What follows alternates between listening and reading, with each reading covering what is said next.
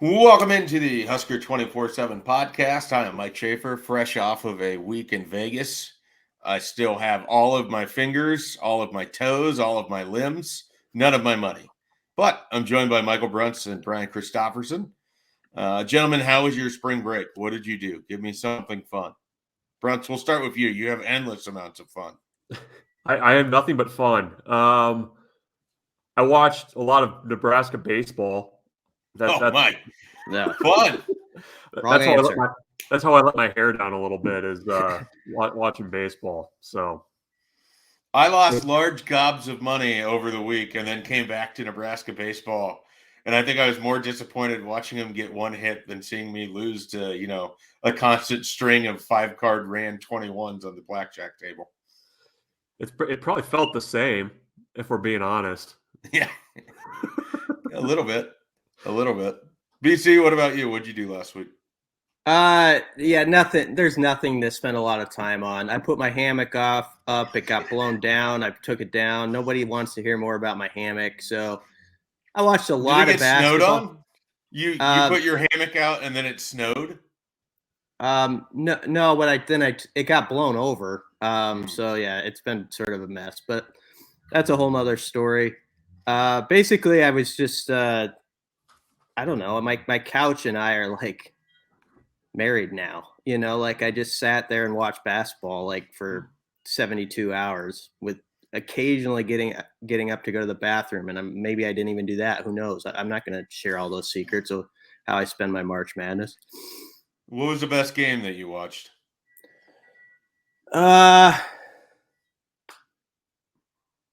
thought Carolina Baylor, just because of the epic potential of the collapse was there. And then I had to go run an errand, and I had a local great Kevin Kugler was able to bring it home for me on the radio while I was sitting in a Menards parking lot. That's always kind of fun when you hear old Cougs on the radio, and you're like, I know that guy, and here he's calling an event like this, and I'm sitting in a Menards parking lot. So I like that. How would he handle it if you tweeted at him as old Cougs? Did he like that? Probably. I'm not close enough to say that, probably. But yeah, I told him that I was in the Menards parking lot listening to it. It's like a tradition every year. I feel like I end up at a hardware store listening to a March Madness game of him calling the end of a potential upset or something weird happening or whatever. Nice. Who did Gonzaga play in their second round match? I'm blanking.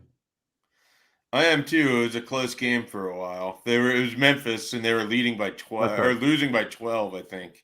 That was the best game I saw. I know you didn't ask, but that felt like it was like a different sport than what I've been used to watching the last 4 months. Well, I was going to ask you specifically because I know you inhabited this city, though it was not the higher ed institution that you work for. Did you watch San Francisco take on Murray State at the end of the night on Thursday? I did, and that's a fun program, and I watch a lot of West Coast Conference basketball anyways, but they've put together a nice little team the last few years. I was hoping they'd make it a little bit farther than they did, but it's that league has needed a lot of another team to kind of step up that's not Gonzaga or St. Mary's. We're probably getting way too in the weeds here, but I did watch. Yeah, that would have been my vote for most fun game because you had, I don't know what his actual last name is, but in the sports book, people kept calling him Booyah. He basically just put San Francisco on his back for the last 4 minutes of that regulation. Knocked down major three after major three, was getting to the rim. That game was an absolute blast to watch with a bunch of people. I don't even know. We weren't even in a good sports book. We were just in a tiny one that just carved out because popularity has exploded so much for those things. But it was a blast. That was by far the best live game experience I think I got. Other than Richmond, Iowa, and the amount of sad Hawkeye fans roaming around Vegas around that time, that for Schadenfreude reasons was up there. Yeah, rough weekend for Iowa hoops after a great regular season, men and women. Well, then they got to watch Iowa State make it to the Sweet 16. Yeah, it could have been any worse. That barely made the tournament. TCU Arizona was great too. TCU, I liked that game because TCU, Jamie Dixon's team reminded me of like his Pitt teams from like 2005. And I love those teams, as ugly as some of their games were, just how they would just take people in the alley and beat them up. That felt like TCU. I never imagined that BC's style of basketball is like the mid-2000s Pitt, where if you can get to 56 points on them, you're going to win the game, but you're going to not win the next one because you're going to be hurting for it. I love that Pitt team. Remember the Pitt team that got to the Elite Eight? I think they lost by a point, and I took them. I was riding them. I remember in my bracket all the way, and it was really heartbreaking when they lost. So I've always kind of felt a connection with Jamie Dixon because of that squad. Is it DeJuan Blair that they had that, he didn't have any ACLs. He's like a 6'6" power forward, and you couldn't stop him from just getting every rebound. Just built like a brick. Yeah. That is what the whole roster was. That's what TCU looked like. Arizona was like Apollo Creed at the end of Rocky 1 after that game. They won, but it's like ain't no rematch. They didn't want any part of playing those guys again. All right. Okay. So we actually have a lot to get into, and we just spent 5 minutes talking about last week's NCAA tournament, which, wasn't going to include Nebraska after their first day loss to Western Illinois. But we'll get to basketball for Nebraska later. It's been a busy last 5-6 days for Nebraska basketball. A lot of news that has come out of it. So we'll get to that towards the end of the podcast. We'll start with spring football, which is back underway. Nebraska had their first practice after taking a break on Tuesday. We got to meet with 3 assistant coaches, a handful of specialists, a couple wide receivers. And so we'll just keep it real simple. BC, what is one thing that you learned yesterday at the media availability as Nebraska has started spring football back up? Brody Belt is part of this thing, and I don't think it's just a spring story. Maybe other guys are going to come along and push him out of the way, but I don't think that's going to be easily done. I think there's a role for him within the rotation, and why it's interesting is Mickey Joseph had a huge compliment for him as playing as good a football as anybody on the team, but also Bill Bush brings him up. Casey Thompson has brought him up. Omar Manning said, and I heard this from someone else who saw the practice, yesterday, every time you looked up, Belt was in the end zone or making a play. So he was having one of those practices. So keep in mind, that's where some of this feedback comes from, is it's fresh off of that. So I don't want to overhype what his role is going to be, but he's just going to be a part of it. Like, he's definitely making an offseason statement to this new coaching staff on offense that I can be used in a lot of different ways. And I think he's a very good athlete. Like, he was always thought of that coming out of Millard West, and he's sort of always been on the cusp of something, of maybe helping more. He looked good when he played against Wisconsin last year. So I think there's real legs to that one. Yeah, Bill Bush definitely added to the Brody Belt talking about how he feels like he's one of his best punt returners, and he's really challenging him to be more dynamic and explosive because he thinks he has that in him. All right, Michael Bruntz, what do you got that is not Brody Belt related? Well, we got to talk to Brian Buschini for the first time yesterday. It was Specialist Day, as you mentioned. The thing I learned is that Brian Buschini apparently has a NIL deal with a local dentist that's coming out soon. So look out for that. But you don't want to give away the tagline from it? Nah, he did, but I don't want to continue to hit that. But it's kick out cavities or kick out tooth decay or something. Kick away the decay. Kick away the decay. That's right. Sorry. I CBC enjoyed it. I didn't do it justice, but yeah, you sold that like most of my jokes. Really appreciate it. No, he's an important piece of the special teams puzzle, and I think he was pretty honest about the way that he's kicked so far, just getting used to kicking at Nebraska. I continue to think that, if he comes in as advertised, that's worth a lot of field position, a lot of non-shanked punts, which have become a hallmark of Nebraska special teams the last few years. So it was, I think his biggest thing has been adjusting to the fishbowl at Nebraska. He's obviously not at Montana anymore. He mentioned the thousands of Twitter followers he picked up and all the interviews he had to do when he committed as being a pretty good sign that he wasn't in Montana. So I think he's going to be a significant improvement at punter based, continue over what Nebraska's had. All right. I was over there when Bill Busch was talking, and I mean, I can't promise Nebraska won't be leaking oil on special teams in 2022, but it definitely feels like they've at least got the kind of guy who's addressing as many things as he possibly can. And, they did the thing that they did last year with kickoffs. They went out and they got a specialist that was better than what they had on the roster. And so Brian Buschini is going to do that for them punting wise.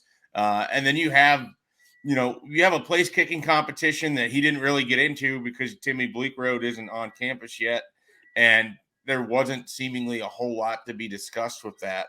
But we'd spent a lot of time on punt coverage, on punt return, on some of the returners. I mean, the key names to know, Trey Palmer, certainly going to be involved. He was at LSU. He's someone that Bill Busch knows and feels like he has a comfortable level of what Trey Palmer is going to do and the decision-making that he's going to have. And then the other name, Tommy Hill, also going to be really involved in terms of punt returning and potentially kick returning. So 2 newcomers there. They gave Nebraska some options. One of the things that was a problem for Nebraska at times last year was just simply securing the ball.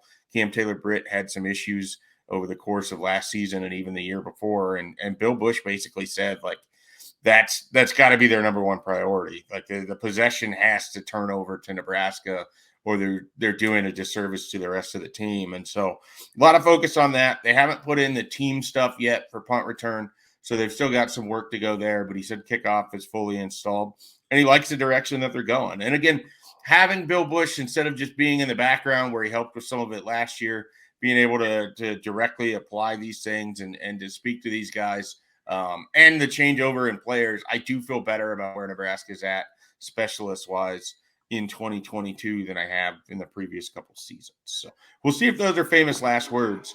But I just think sometimes just switching out the parts is the easiest thing to do for special teams. And Nebraska started that trend last year, and I think they're going to continue it fully in 2022. It was Pro Day yesterday. Do we want to dive into what Brian Christopherson saw as Nebraska had several players work out and put up some good testing numbers from the looks of things? They did all right. I think Cam Jurgens kind of beyond the numbers. It's sort of the on-field stuff that's hard to put into print and describe to people, but like it felt like he was getting a ton of attention, and just the way he moves as an offensive lineman is going to grab them. I think Cam Jurgens has made his stock shoot up, over the last couple months. And I think Cam Taylor-Britt is helping his stock every time he steps out there too. Just as a guy who I think he's got a lot of good film against top-notch receivers that should speak pretty loudly, where he did a job on like Jahan Dotson and David Bell type guys. But then he went and ran that really fast 40 at the combine. He didn't run the other day, but you can tell he's a guy who's just really encouraged with where he stands now, sort of as it heads to the next part of this draft process. Of guys who weren't at the combine, I thought Samori Toure had himself a nice day. He looked really good running the routes, caught everything I saw, and he ran a 4.43.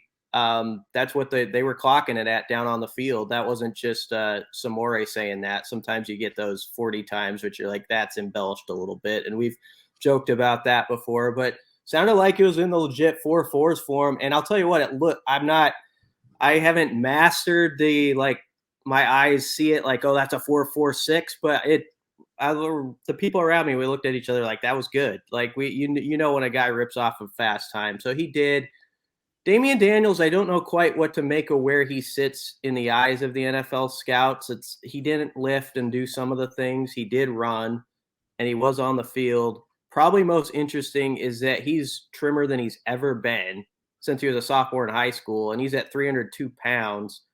And he kind of just wanted to show people, I can lose the weight if you need. I can put it on. I can be what size you want me to be. I can fit a lot of different roles. And so it was a good vibe over there, though, yesterday. It was a lot of guys who really appreciate the Husker program and were proud to be back. And it was sort of like a little reunion type feel, with guys sticking around answering questions for as long as anybody had questions for them and giving hugs and stuff like that. So I don't know, it kind of warmed the old heart a little bit as you watch some of those guys, and they said their goodbyes to the turf there on other things. I'm sure that he's not going to say it in as many words, but did you get any sense that maybe Damian Daniels wishes he could have reconsidered that decision? I don't know. I think it was tough for him, and I understand where he's coming from, though. And he said it sort of in his quote, basically like, you give 5 years to a place, it's always going to be a part of me, but it was just time. Like I get it. The whole COVID freeze thing added that possibility of being in college for like 6 years. Heck, we've seen guys who, for various reasons, have been there 7 years, and I can see where at some point you're a 23-year-old man or whatever, and you're like, I want to see what's next. I don't want to put any more miles on this vehicle at the college level when I think I can play up at the pros. So I do wonder if he's unsure about if he's going to get picked or not, or if it's going to work out exactly as maybe was hoped back in December. But I also think he's just saying, you know what, I made my decision. It was a tough call. And there's also a reason I made it, because I'd been around for a long time. And sometimes you just got to go on to the next thing. Bruntz, is Marcus Mendoza the pro day MVP for you still? Yeah, for guys that you basically didn't hear from for 5 years, then he comes in and just rips off like top numbers at every possible event. But I had one question, BC. What has Cam Jurgens heard just since the combine? Because I think he was a guy that caught a lot of national people by surprise with not only how he ran, but how athletic he was.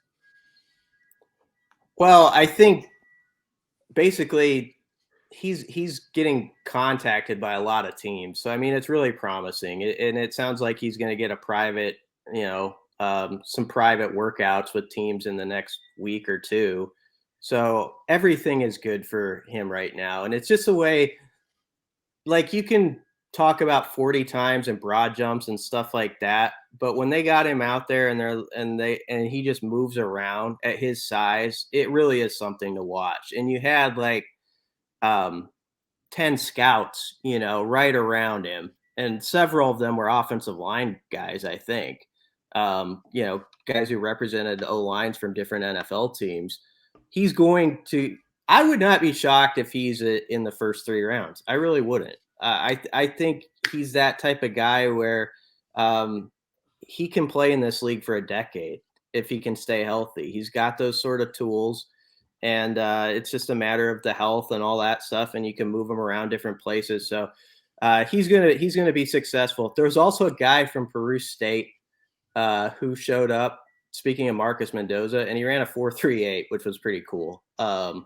And I guess tested through the roof. I don't know if it'll mean anything for him with the draft or anything like that, but maybe get himself on a roster and gets a crack at it. So those stories are kind of fun to watch. Did you put any reps of 225 up? Yeah, that's as much as we joke about me getting up at 5 a.m. and stuff like that. That would be a pathetic sight. I wouldn't say Nebraska knocked it dead in the weight room the other day, like on the reps with the guys. There wasn't anybody who put up like 32 or anything like that. I don't have the number in front of me. I think Stille had 22. Maybe he was tops. There was some single digit guys. Austin Allen had 8, but he said, I knew that was going to be rough. He said, I got long, skinny arms. I knew, but I wanted to put something on paper. I knew going in that was not going to be my strong point. I did it. That's what it is. Let's move on with the football. So is Cam Jurgens your best bet to go first out of that group? Yeah, I think so. What do you guys think? I don't know. I feel like they have three guys that if any of them were the first one to go, and I expect three will get drafted for sure, and maybe Austin Allen is the fourth there at the end. But Cam Taylor-Britt had like a monster combine, and he measured in bigger than I think people expected. He was more fluid and ran better than people expected. And then JoJo Domann is such a versatile player that I could see where, a defensive coordinator could really stump for him on draft day because of what he could kind of do. And, you're going to get a special teams guy out of it. So I could see any argument for those three guys. And I think probably four end up getting taken. What do you think, Bruntz? Yeah, I would say probably I would expect either of the Cams to be the first one picked. Domann, I think he's going to end up having a pretty nice career. I think he just seems to me a guy that's going to be more fit, and just kind of finding the right team. And so I don't know. I mean, there's some teams that need centers out there, and I think Jurgens has kind of put himself in the conversation with the kind of top group of available centers, that maybe he wasn't there, at the start of this process. But when you asked, my first thought was Taylor-Britt, just because I think he's athletic enough, he's big enough that I think he's going to probably go first. And it's just still remarkable to me that he was a guy that when he got to Nebraska had never played corner before. Yeah. So there's still, I think, probably in the minds of NFL teams, some learning there to do as well. I promise you, Travis Fisher is using the hell out of Cam Taylor-Britt's combine performance and the fact that he had never played corner before as he's talking to these recruits, because there's just been in the last couple of days talking with different defensive backs, and there's about three of them now. They all can't help but point out that Nebraska and Travis Fisher are producing DBs that go to the league. They've had one so far in Lamar Jackson. He wasn't drafted, but I think they're banking on Cam Taylor-Britt being a big part of this. So. Yeah, I think Travis Fisher mentioned that specifically when he talked right before spring break about the fact that he was new to the position when he got to Nebraska. So I'm sure that's the case.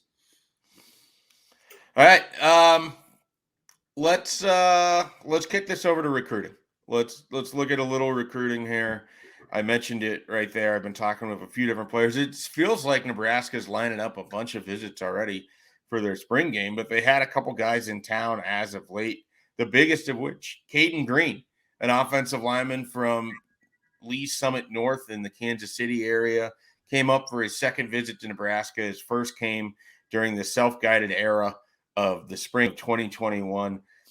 I don't think Caden Green enjoyed self-guided visits. I don't know that Nebraska would be in this position if they weren't able to get him back for this second visit, but everything went really well on Monday. I mean, I think Nebraska put themselves squarely in his top group. He's going to release that top group here on Wednesday. We're recording this Wednesday morning. It could already be out by the time you listen to it. I expect Nebraska to be in there, and I expect Nebraska to get an official visit. And they put themselves in a battle with Miami and Michigan, Missouri, and Oklahoma. I think those are going to be the five teams for Caden Green, and he's a top 247 offensive lineman, top 100 player in the country. Would be a huge recruiting win. Bill Bush really heavily involved. Scott Frost heavily involved here. And Nebraska really wants to sink its hooks into Lee Summit North as a football program. A lot of players that are going to be coming through those hallways, and a lot of reasons for Nebraska to be in that school in the evaluation period. So Caden Green was the biggest name this week, and it went really, really well. Chance Rucker, one of the aforementioned defensive backs that I've talked with, he said the reason that he wanted to come to Nebraska is that he heard that Travis Fisher could get defensive backs into the league, and so he wanted to meet him for himself. He wanted to meet the staff. He said he spent a lot of time with Nebraska's whole staff. He really liked the practice. He's about the fourth guy to really mention the energy that is in Nebraska's practices and around the building. Seems to be pretty upbeat, pretty positive, and fast moving. So Chance Rucker had a really good visit. Nebraska is going to be involved in that one with Arkansas and Baylor. Michigan State, Houston, I think, is another team to keep an eye on there. But he's a 4-star defensive back. I think he is in the top 247 for the composite. So 2 really nice visits for out-of-state guys. And then a legacy and Caleb Benning stopped by on Tuesday. Kind of the interesting thing there is Nebraska hasn't committed in one way or the other position-wise. Mickey Joseph's keeping the door open as a wide receiver. Eric Shenander's recruiting him as a safety. And so he's basically hearing from both of those guys, and he spent time watching each position. I suspect he would be a defensive back, but I think Caleb Benning's recruitment's going to blow up a little bit this spring. He's going to go down to Vanderbilt. I would imagine he leaves with an offer on Saturday. He's going to go over to Iowa in a week or two, probably going to end up with an offer there. And so I think that Caleb Benning is going to be one of the next in-state players to really have a little helium behind his name here in the spring recruiting process. So good week overall. And then, like I said, Braden Marshall, Trey Wilson, guys, there's another defensive back out of Florida locking in their spring game visits. And we'll see. I mean, Nebraska could have official visits that weekend too. We'll see if they use any or if they're just trying to collect as many guys who can come in unofficially and then bring those kids in for June like they normally try to do. Spring game's going to be a big visit weekend. I mean, regardless of whether they use the officials or not. No doubt about it. No doubt about it. All right. Do you guys have anything else you want to throw in on recruiting? I was gone all last week. I'm sure it was hot and heavy. Lots of exciting things happened. No, I mean, where we sit now, I mean, we're post-spring break. I mean, where do you feel like Nebraska's at for this class? I mean, you've written about it on the site a little bit. Obviously, they're in a better spot than they were in 2022. But what, I guess, give the 500-foot view of what Nebraska's at right now. I think they have a handful of wide receivers that they've kind of narrowed focus on, which makes it really interesting. One name we haven't talked about so far is Malachi Coleman, and I'll get your guys' thoughts on Georgia coming in there here in a bit. But I think they have a handful of wide receivers they've kind of narrowed in on, and so that's kind of how Mickey Joseph seems to work. He gets a big group, but he gets down to a select few, and then he starts pushing on those guys, and you see kind of where they end up. And 2 of them, Jaden Doss and Joshua Manning, are right there in Kansas City. Malachi Coleman's here in Lincoln. Benny from Lincoln High is still hearing from Nebraska quite a bit. So there's certainly some just athletic wide receivers right inside the 500-mile radius, to say nothing of the guys that are down in Texas and Florida and Louisiana that we know that they're going to be recruiting as well. So receiver is pretty interesting. I am curious what Brian Applewhite does, both in terms of helping Nebraska in the state of Texas and what happens at running back. They've got several offers out.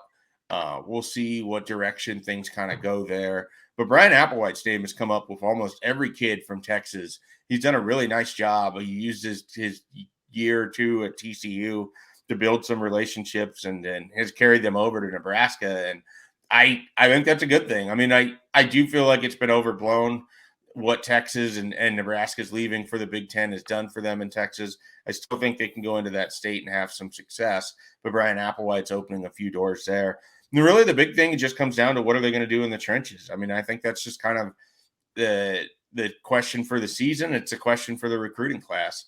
Donovan Raiola has started to have some offensive linemen come in. He can attach his name with them. He's not the primary for a lot of these guys, and I think that's fine. But if you can use the recruiting prowess of Mickey Joseph and Bill Bush to get those offensive linemen in, and they meet Donovan Raiola and they can connect that way. He doesn't have to be the day-to-day guy if that's not his strong suit. He can just be the guy that basically presents, this is what you're going to be coached by. And for Caden Green, that was great. He's fine with that. He loves talking with Bill Bush, and when he needs to talk with Donovan Raiola, he's good with that too. So I think they have a pretty good strategy there on the offensive line. Defensive line is going to be all over the map. I mean, we'll see what they end up doing with their front seven. They have a lot of needs in that area. You got to go get nose tackles. They're still looking in the transfer portal for help at nose tackle and for outside linebacker from the edge. So, those things are really what's going to mark this class. I mean, they have some nice pieces already. Certainly you have a couple offensive linemen from in-state, and that makes it easier. But the trenches are really what we're going to be judging this class on, I think, by the time we get to December. I mentioned Malachi Coleman. Georgia coming in. At what point would you start to get worried if you're in Nebraska that you've got a bona fide national recruit on your hands that you're going to have to fight everybody for as this rolls on? I mean, those are the battles you have to win, right? I mean, that's you can't lose a kid who plays his games at Seacrest. You really can't. I mean, those are the types of athletes that Nebraska needs in its program, and you're going to have to beat some name programs to get those kinds of guys. I mean, Malachi Coleman's the type of prospect that I would expect that whatever unofficial visits he takes, he's probably going to leave with an offer. Like I know Texas was another school that he was probably looking at visiting soon. I would not be surprised if he gets offered there. I mean, he's such a unique athlete and a guy that can help you in so many spots that it just, how much his recruitment kind of takes off, I think is almost, based on how many visits he wants to take, how many national events he wants to go to. He got invited to the All-American Bowl in January, which is obviously a prestigious thing. So, I mean, Nebraska has a head start here, which is the good thing. Mickey Joseph's involved. Nebraska's really had him on campus a number of times. So, yeah, I mean, you get worried that you have more competition for him, but I mean, that's the type of athlete he is. So, when you're trying to get away from 3-9 and get back to a winning program, you need more Malachi Coleman. So you better win those battles. BC, any thoughts? I feel like a lot of these, this is really simplifying it, but I feel like Nebraska has put in the groundwork with a lot of recruits where they are going to be in a good position. And now I think it's going to be a matter of when the season rolls around, showing those recruits, even if some of them commit, in May or in the next month, or they wait till the fall, showing them this team is going to start winning 8 games or more routinely. And if they do that, I think a guy like Malachi Coleman, they've got the right guys at Nebraska with their hooks in them. And I think I like Nebraska's chances no matter who comes at them. And I feel that way with some other guys. I think they've done their due diligence with some in-staters here of late. Even like a guy like Tyson Terry, getting on him right off the bat as a freshman in high school. He's going to remember that when it comes his time to decide, and stuff like that matters. But I do think we have now reached that point where it's like, do your work that sets it up, but now you got to go win games. And if you do that and show that, you can get a Malachi Coleman, maybe you can get a Dylan Raiola, but you got to put that other piece of winning on the field to it, and not just talking about, well, this is going to happen some point soon. It's got to sort of be in front of their eyes. Both Georgia interested in Malachi Coleman and Dylan Raiola. We'll see if they recruit Malachi Coleman the hardest, as they've been doing for Dylan Raiola, as we learned on our message board this week. Let's transition here. Let's jump over to Nebraska basketball. It has been busy around here. There have been more departures than incoming players. And there have been more staff changes than new staff members added. Bruntz, what is the latest? Run through some of these. Actually, do we want to go BC here? Or BC's our basketball guy. I tend to just hand it off to Bruntz. Bruntz, you're gonna sit on the cooler. We're bringing you in for baseball in a bit. BC, run through the latest. What's been going on with basketball over the last 5 or 6 days? Well, Bruntz certainly knows too, and he can help me out if I forget any of the timeline here. I mean, the biggest news was the dominoes start falling when Matt Abdelmassih and the Huskers parted ways. And I don't think that was a shocker, but it was the biggest item to drop because, he's so connected even to the current recruits, that are in this 22 class, your Ramel Lloyds and guys like that, Blaze Keita. So it's going to be interesting to make sure that you can sort of lock those guys down and that they're still committed to the program, because I know Fred likes that class a lot. So that was the first part. And then they part ways with Doc Sadler, and, Doc didn't have technically an assistant coaching role, but he was on the bench, and everybody knows his significance as a former head coach to this program. I thought, in the plus category, getting Sam Grisell out of North Dakota State is a nice, definitely bridge piece for this program, of a guy who grew up loving Husker basketball. He's a 6'6" point guard that put up really good numbers for North Dakota State last year. Really, the last couple years, he's been a 4-year player for him, and definitely a 2-year really good player. And so I think he immediately assumes sort of the spot as maybe your favorite at the point guard spot. That's what he talked with Fred Hoiberg about, and he'll have 1 year to play and sort of set a tone there. So you get that addition. And then you go into this week and you get Bryce McGowan's, not surprising anybody, but saying he's going to pursue the NBA. He's not coming back. There's no chance of him coming back. I know sometimes guys can dip a toe in the water and still end up coming back to the program. That's not going to happen in this case. He's got an agent and he's ready to roll. And, I guess you could debate that a little bit, but I think most of us thought this was going to be a 1-year adventure all along. And then I think it was interesting yesterday to complete the timeline. Eduardo Andre goes into the portal, and I don't know. Does that suggest that maybe like a Derek Walker's coming back? And obviously you hope that Keita's coming aboard from the JUCO ranks. So that's sort of that's happened. I think probably the biggest news is the changing of the coaching staff. It's a complete shakeup that's en route. And Abdel Massey was, the guy who was really in charge of configuring that roster and getting all those pieces together. And I feel like going forward, Nebraska might need, more of the old school approach where you got 2 or 3 guys sort of with their hands on it, and you're bouncing ideas off each other.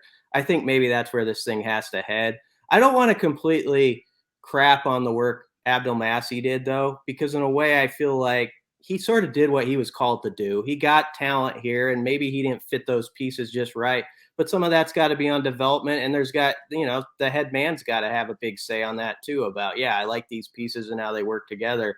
So, but I do think it was time to switch, and that's what they're doing. Is there any player or two that you're keeping your eye on as we go throughout the week that you're curious if there isn't some potential movement? Would it be Walker to see if he's announcing that he's coming back, or kind of where are you at with that? I think Walker coming back would be huge, and yes, him. And then I think you're watching Trey McGowan's now after his brother did what he did. Trey could technically come back another season, and I think a lot of people have kind of assumed they're paired together, but they're going different ways. Like whatever Trey's doing is a different pursuit now than what his brother's doing. If he wants to play somewhere else or how he wants to continue his basketball career, it's it's not going to be like the NBA route like his brother. So I think that's an interesting one. Lat Mayen is still has a year left to play. We have to see if he's going to announce something here soon. But I think Walker and Trey probably jump out to me right now as like 2 guys who you would take back in roles, especially Walker. I think there's a big use for his body and just experience as you try to mold some guys around him and sort of use him as a bridge player to the future. You could make a pretty compelling argument too that there wasn't a player on the roster that developed as well as Derek Walker did this year either. I mean, I think with another year at Nebraska, I mean, that's a guy that you can kind of build an offense around.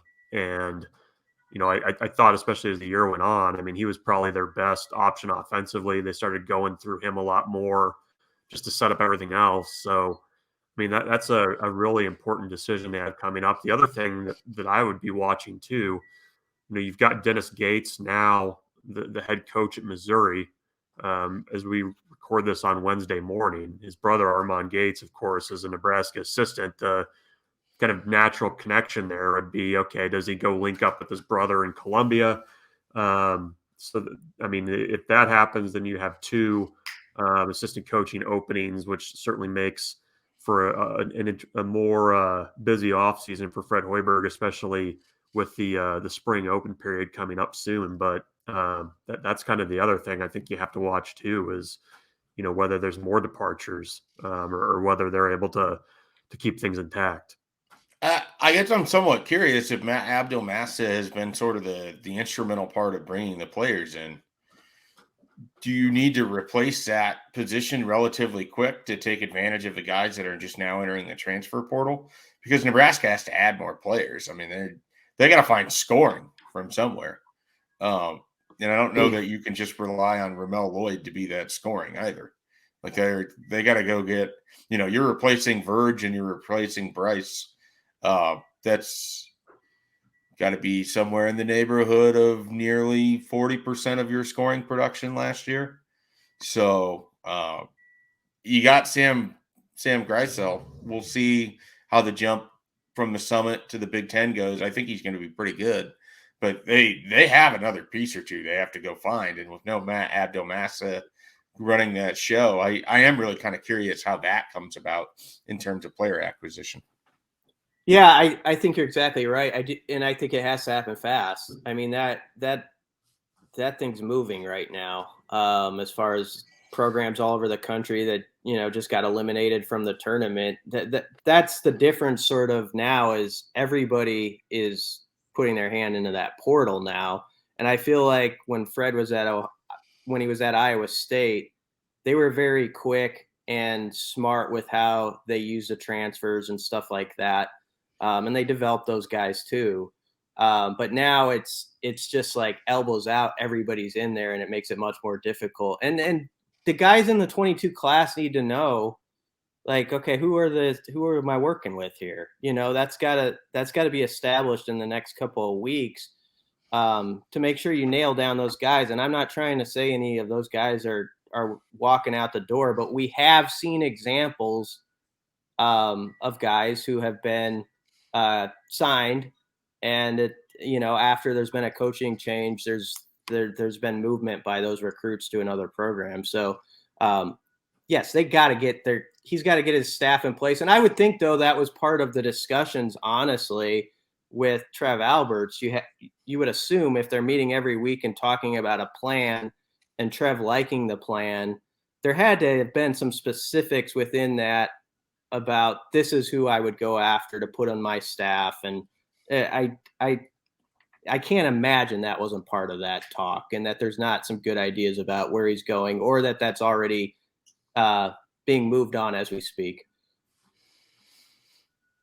All right. Well, we will finish up with Nebraska baseball, which has now replaced Nebraska basketball as the depressing topic on this podcast, which is incredible because, there's lots of different ways one could be depressed. Nebraska baseball has now earned that title. Bruntz, what the hell are you watching these weekends? Yeah, it's been tough sledding. I mean, they had that stretch of 7 games in 8 days that was kind of thrown off by whether you're playing UNO or Omaha on Sunday and Monday. Do they not like UNO anymore? Are they out on that? It's Omaha, which I don't know. The old Omaha guy in me they'll always be UNO to me, but for branding purposes, we'll refer to them as Omaha. Lovely park, by the way. They've got that's a nice ball field. Anyways, so they have to play Sunday, Monday against Omaha.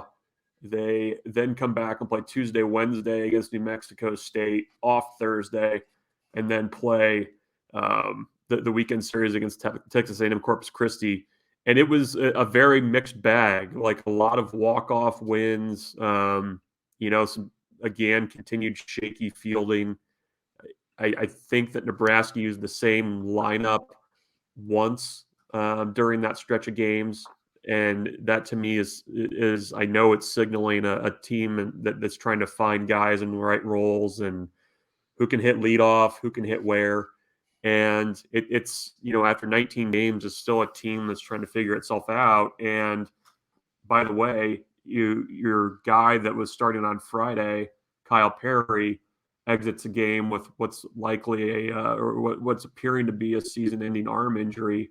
So you're kind of lacking veterans on the pitching staff anyways, and now you're even thinner there. So, it ended with the 21-4 loss to Texas A&M Corpus Christi, the worst loss since worst home loss since 1992. If they hadn't walked in 2 runs in the 9th, it would have been the worst home loss since 1956 against Missouri. So not the way you want to end that stretch of games. At the same time, Nebraska was running on fumes pitching wise. They basically had one more pitcher left in the tank on Sunday. Otherwise, it was, the last guy was going to have to wear it, or you got position players entering into that conversation too. So it's been a rough start to the season. There's no way getting around that. Obviously, they had expectations that I think maybe were a little bit higher than where they should have been, but that's where they're at now. And Big Ten play starts on Friday. You mentioned position players pitching. Who give me 3 you'd like to see from Nebraska baseball take the mound? I don't even know. They've got a couple two-way guys that might have been options, but I don't even know. I mean, I don't think that there's any. But I mean, Griffin Everett. I mean, he's done everything else this year. Why not have him pitch too? Maybe that was an option, but it's been the pitching situation has been unfortunate this year because the veterans that they had or have been relied on a lot, and at the same time, you're trying to bring along a lot of young guys, and it's kind of going, I think, as you would maybe expect that situation to play out. Are you more concerned about the pitching as they enter conference play, or the hitting, which has been pretty non-existent? The hitting. I mean, you would hope that by now you would have a little bit better idea of which roles guys would fall into. I mean, right now you have shuffled the leadoff spot a ton. I know that's something they've been searching for quite a bit. Griffin Everett's been hitting in the middle of the lineup, but that's been about the only consistent bat that they've had. And you kind of contrast that to last year, where I don't know that they switched the top 5 in their lineup at any point during the season. So that's the challenge that they have. And you need guys like Bryce Matthews to hit more, and Max Anderson to hit more, and Cam Chick to start hitting. I mean, he's hitting the ball well, but he's, flying out at the track into a really strong wind or hitting it right at somebody right on the screws. So I feel like that can come around, but that's a concern that, as you enter Big Ten play, you still haven't kind of gotten those things figured out. I mean, the defense is another thing too that I know is just maddening for the staff. They had 36 errors all of last season, and I think they're getting really close to that number through 19 games. All right, we'll finish with this. BC, what's the trash can situation like at Target Field? Is that why Carlos Correa wanted to end up with the Twins? I see how it is. Yeah, you know what? We've all committed sins in the past, and I forgive. I don't have as big a deal with those Astros as I used to. I wonder why. Yeah. What happened?